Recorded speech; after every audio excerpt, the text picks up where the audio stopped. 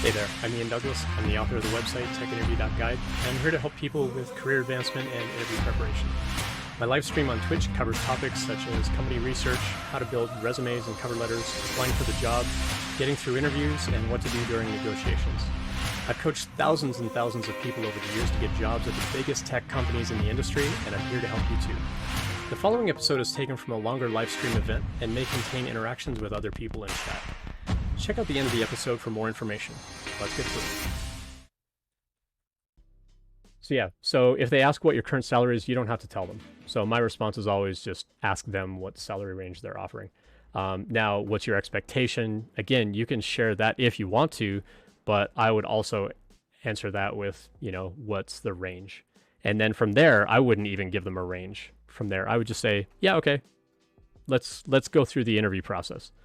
And so that's not committing to, yes, I will accept that as a range. It's just letting them know that I'm okay with that range, but we may have a conversation about it later on if you make me an offer.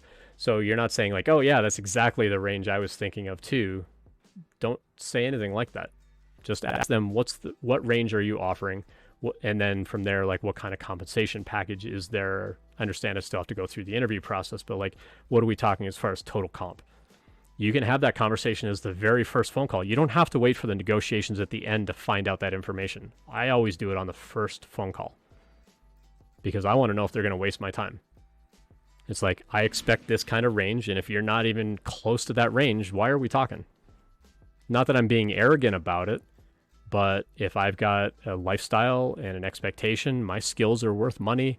If you're not willing to pay for what my skills are worth, why go through, however many hours? You just told me this interview process was going to be like 8 steps and 12 hours worth of, interviews or whatever. It's like, I'm going to go through all that and you're not going to pay me market rate, or you're going to pay the low end of market rate for someone with my skill and the kind of stuff that I do. Like, why am I going to bother with that? I would rather withdraw now and save us all the hassle instead of get to the interview or the negotiation stage where they make an offer and I'd be like, yeah, I actually expect a salary that's like double what you're offering. They're not necessarily going to be able to make those kinds of moves. So now we're all disappointed, right? So find that out up front. Just ask. The worst they'll do is not tell you. But if they really push you on, this is our range, what are you expecting? Like, we need to have a number that you can, little industry secret, they don't have to have a number. But they want to know that you're also interested in that role and that you're not going to ask for something astronomically larger. If you get them to say a number first, I would typically start at the high end of what they offer, add 10% and say, so if they say like, oh, we were going to offer like 150 to 175, I would go, okay, 175 plus 10% is like 190. I would say, okay, cool. Well, I'm expecting somewhere in the 190 to 220 kind of range. Is that a possibility? Now they know how much they need to move their window. And if you can also kind of tease that FOMO a little bit and say, well, I'm actively interviewing and I'm expecting an offer in this range, is that something that you can match? Then it also gives them an idea of like what they need to do to compete.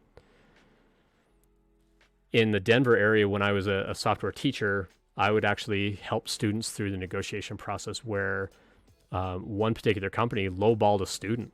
And I said, well, you need to write them back and say, hey, market rate for this kind of role is X, within this range, X and Y. And they wrote back and they're like, oh, okay. And they met in that range because they were just ignorant. They didn't know that that was the range. It's like, okay, that's okay. Like, you have to forgive that to some degree. You can't expect everybody's just trying to lowball you for no reason. But my responsibility as a hiring manager is to pay you as little as possible to come do the job that I need you to do, because I have a responsibility to the business. But if you can make a good case for why you deserve that amount of money and just say like, I want this amount of money or we're not talking, that comes across as arrogant, and they're going to just say, okay, well, let's not bother then. But if you say, hey, based on my experience, based on the skills that I bring, the value that I'm going to demonstrate through the interview process, I'd really like to be making this range. Is that a possibility? And I'm expecting an offer, around this range, that range. Is that something that, the company can match as far as compensation package? Let me know. And then we can actually talk about, scheduling the interviews. So you can actually negotiate as the very first step. You don't have to wait to the end. Something that not a lot of people talk about, but absolutely possible. It's a bit big. Yeah, cool. Thanks for sharing that. I'm going to open that up and have a look at that a little bit later. Sarah says in chat, oh, some companies don't give out their salary range. Yeah, then walk away. So I agree with Strager. You can withdraw as a candidate. If they absolutely refuse to tell you, then you should say, okay, well, I want to make sure that I'm not wasting my time. So if you can't share that salary range, then I'm going to withdraw as a candidate and withdraw. If it's a company that you really want to work at, though, they might play on your emotion a little bit and go, well, if you really want to work here, it doesn't matter how much we pay you because you're going to like the work. It's like, but I have bills to pay. So you need to let me know what that expectation is because I don't want to get through the interview process and be disappointed.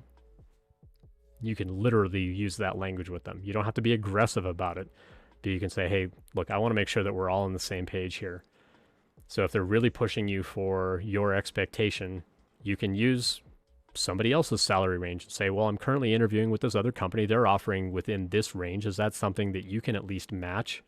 It'll let them know, especially if it's a competing company. Like if you're targeting e-commerce, for example, and you're interviewing at Stripe, and then you go get an interview at, say, PayPal or something like that and say, well, let's say PayPal is the one that won't tell you their salary range. You can say, well, I'm currently interviewing at Stripe and they're offering this range. Is that something you can compete with? Otherwise, I need to do what's best for my family and my career.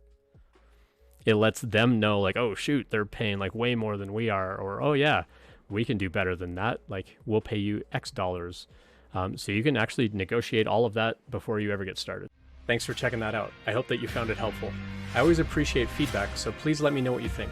I appreciate any subscriptions, so please tell your friends and colleagues about it as well. Check out the website techinterview.guide for more information about when I'm live streaming and all of my free content. Drop by a live stream anytime to ask questions or message me privately, whatever makes you most comfortable. See you next time.